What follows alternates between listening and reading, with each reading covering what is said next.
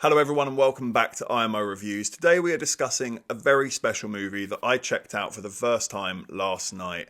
And usually I would approach a film like this in a video essay format where I go through the themes and the ideas of the film and even break it down scene by scene.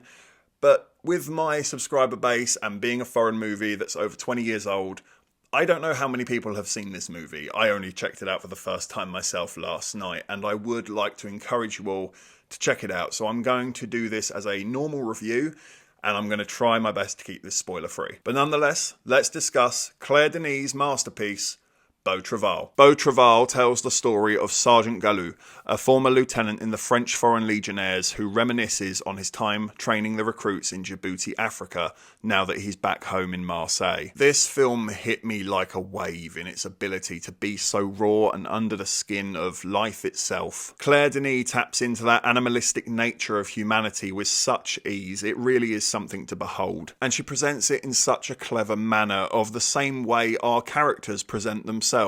Strict and reserved, yet full of life and prosper that is just waiting to explode. The sound design is simplistic and yet hair-raising, with these natural sounds of wind with an eerie dread consistently running through it, all whilst being contrasted against these serene blue landscapes and the warm beating sun. The dialogue is limited yet sharp as a knife when spoken. Nothing is by mistake, and every word resonates even more so once the film has ended. There's a true poetry to this study of masculinity that plays out like one of the great Greek tragedies. And yet, despite its limited dialogue, it manages to say so much about life, the meaning of it all, finding your purpose, finding yourself, and even losing yourself in adapting to an ideal set by society. And as a man, allow me to say, personally, I found it all to ring exceptionally true and honest. Claire Denis manages to be fair to all sides here. You do understand each and everyone's position and their aligned aims despite their differences and their reasoning, and also that family mindset that can be created within that band of brothers mentality. Despite tapping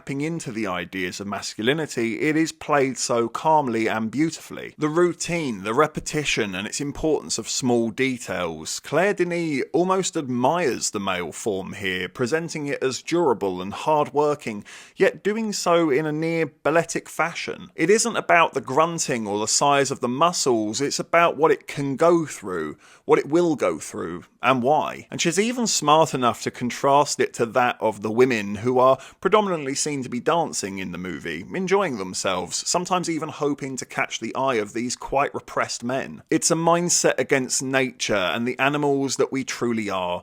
I can't go into details on the ending, I don't want to spoil it for anyone, but let me just say, that has immediately shot straight up to being one of my favourite endings of a movie ever. Full stop. It rocked me. I cried last night, I'm not afraid to admit, and for some unbeknownst stupid reason, I decided to put myself through it again this morning by going on YouTube and just watching that final scene one more time. And yep, shaking like a leaf with a single tear running down my cheek, and that was without the context of the film that comes before it. It really is something special. It's so raw, it's so visceral, it's such a necessary release from its own repressive nature, and goddamn does it work, and then some. It's perfect, even that it's so well thought out and fitting of the character in question.